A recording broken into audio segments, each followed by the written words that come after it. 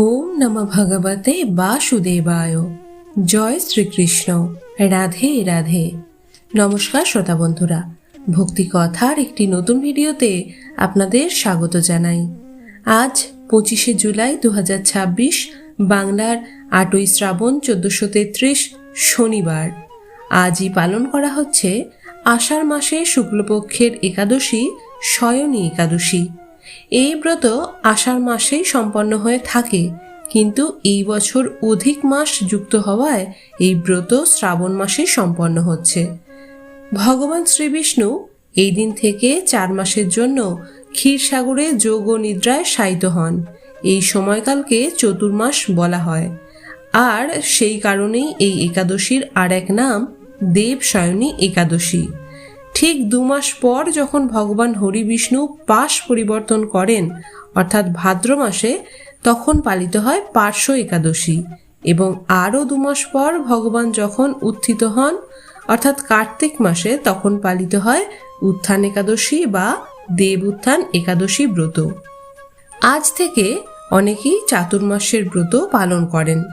শাস্ত্রে উল্লেখিত আছে এই সময় সকল দেবতা বিশ্রাম নেন। শুধু ভগবান দেবাদিদেব মহাদেব এই সময় সমগ্র ব্রহ্মাণ্ডকে পরিচালনা করেন। সেই জন্য সারা শ্রাবণ মাস জুড়েই আমরা শিবের পুজো করে থাকি। এই 4 মাস কোনো শুভ কাজ, অর্থাৎ বিবাহ, অন্নপ্রাশন, গৃহপ্রবেশ এসব পরিহার করতে বলা হয়, কারণ এই সময় সমগ্র সৃষ্টির পালক ভগবান শ্রীবিষ্ণু আধ্যাত্মিকভাবে নিষ্ক্রিয় থাকেন। চলুন এবারে আমরা শয়নী একাদশীর ব্রত মাহাত্ম্যটি শুনে নিই, তা না হলে ব্রতের ফল অসম্পূর্ণ থেকে যাবে। জয় শ্রীকৃষ্ণ। রাধে রাধে। মহারাজ যুধিষ্ঠির বললেন, হে কৃষ্ণ, আষাঢ় মাসের শুক্লপক্ষের একাদশীর নাম কি, এর মহিমাই বা কি, তা আমাকে কৃপা করে বলুন। শ্রীকৃষ্ণ বললেন, ব্রহ্মা এই একাদশী সম্পর্কে দেবর্ষি নারদকে যা বলেছিলেন, আমি সেই আশ্চর্যজনক কথা আপনাকে বলছি।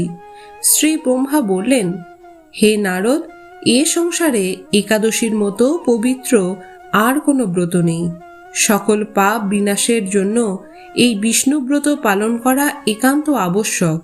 যে ব্যক্তি এই প্রকার পবিত্র পাপনাশক এবং সকল অভীষ্ট প্রদাতা একাদশী ব্রত না করে তাকে নরকগামী হতে হয়।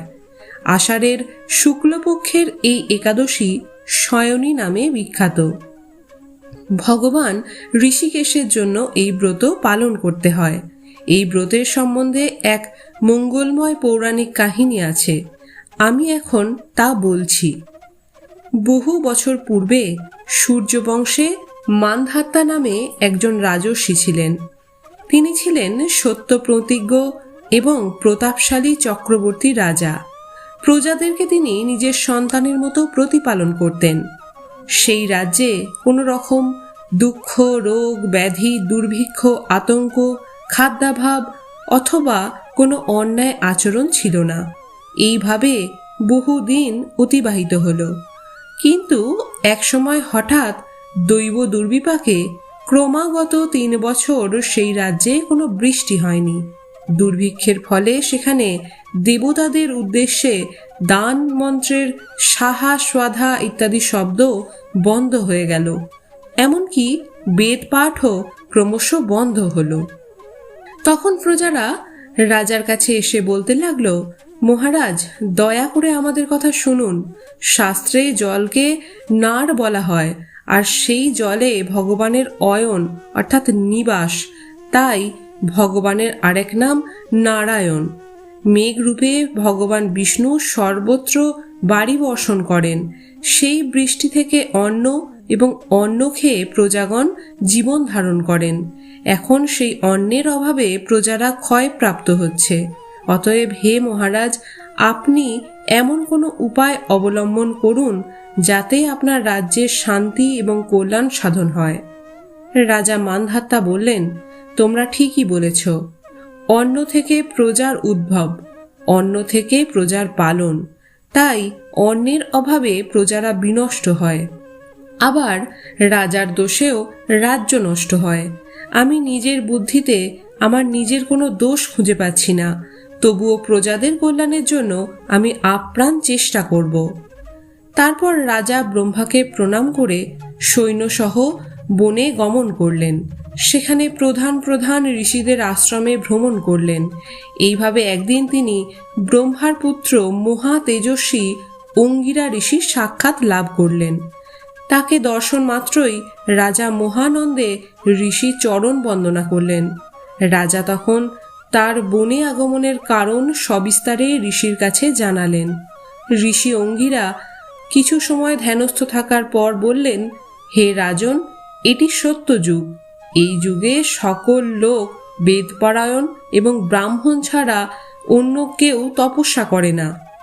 এই নিয়ম থাকা সত্ত্বেও এক শূদ্র ওর রাজ্যে তপস্যা করছে। তার এই অকার্যের জন্য রাজ্যের এই দুর্দশা। তাই তাকে হত্যা করলেই সকল দোষ দূর হবে। রাজা বললেন, হে মুনিবর, তপস্যাকারী নিরপরাধ ব্যক্তিকে আমি কিভাবে বধ করব? আমার পক্ষে সহজসাধ্য অন্য কোনো উপায় থাকলে আপনি তা দয়া করে আমাকে বলুন। তদুত্তরে মহর্ষি অঙ্গিরা বললেন, আপনি আষাঢ় মাসের শুক্লপক্ষের শয়নী নামে প্রসিদ্ধা একাদশীর ব্রত পালন করুন। এই ব্রতের প্রভাবে নিশ্চয়ই রাজ্যে বৃষ্টি হবে। এই একাদশী সর্বসিদ্ধিদাত্রী এবং সর্ব উপদ্রব নাশকারিণী। হে রাজন, প্রজা ও পরিবারবর্গ সহ আপনি এই ব্রত পালন করুন। মুনিবরের কথা শুনে রাজা নিজের প্রাসাদে ফিরে এলেন। আষাঢ় মাস উপস্থিত হলে রাজ্যের সকল প্রজা রাজার সাথে এই একাদশীর ব্রত অনুষ্ঠান করলেন। ব্রত প্রভাবে প্রচুর বৃষ্টিপাত হলো। কিছুকালের মধ্যেই অন্নাভাব দূর হলো। ভগবান ঋষিকেশের কৃপায় প্রজাগণ সুখী হলেন। এই কারণে সুখ ও মুক্তি প্রদানকারী এই উত্তম ব্রত পালন করা সকলেরই অবশ্য কর্তব্য। ভবিষ্যত্তর পুরাণে যুধিষ্ঠির শ্রীকৃষ্ণ তথা নারদ ব্রহ্মা সংবাদ রূপে একাদশীর এই মাহাত্ম্য বর্ণিত হয়েছে। বন্ধুরা, একাদশী হল ভগবান বিষ্ণুর জন্য নিবেদিত একটি বিশেষ দিন। এই দিনে উপবাস, প্রার্থনা এবং সংযম পালনের মাধ্যমে পাপ মুক্তি হয়। একাদশীর দিন ভোরবেলা ঘুম থেকে উঠে স্নান করে পরিষ্কার পোশাক পরুন। এরপর বাড়ির ইষ্ট দেবতার সামনে ব্রতের সংকল্প গ্রহণ করুন এবং ভগবান বিষ্ণুর নাম স্মরণ করে ব্রত পালনের অঙ্গীকার করুন। একাদশীর সংকল্প মন্ত্রটি হল, একাদশ্যম নিরাহার স্থিতা অহম অপরেহনি ভক্ষ্যামি পুণ্ডরী কাক্ষ শরণম মে ভব্যাচ্যুত। অর্থাৎ, হে বিষ্ণু, আমি আজ সমস্ত দিন উপবাস রেখে একাদশীর ব্রত রাখার জন্য মনস্থির করেছি। আমি যাতে নিষ্ঠার সাথে এই ব্রত সম্পূর্ণ করতে পারি তার জন্য আপনি আমার ওপর সদয় হন। ব্রতকারী এই দিন কোন রকম প্রসাধনী ব্যবহার করবেন না এবং কোন রকম ক্ষৌরকর্ম একাদশীতে বর্জনীয়। একাদশীর ব্রত উপবাসের দিন অন্যতম প্রধান কাজ হল নিরন্তর কৃষ্ণ ভাবনাময় হয়ে ভগবান বিষ্ণুর আরাধনা ও কীর্তন করা। উপবাসের দিন মৌন থেকে বা কম কথা বলে হরিনাম সংকীর্তন করুন, ভগবদ গীতা পাঠ করুন, একাদশীর মাহাত্ম্য পাঠ করুন। একাদশীতে রাত্রি জাগরণ মহা পুণ্য প্রদান করে।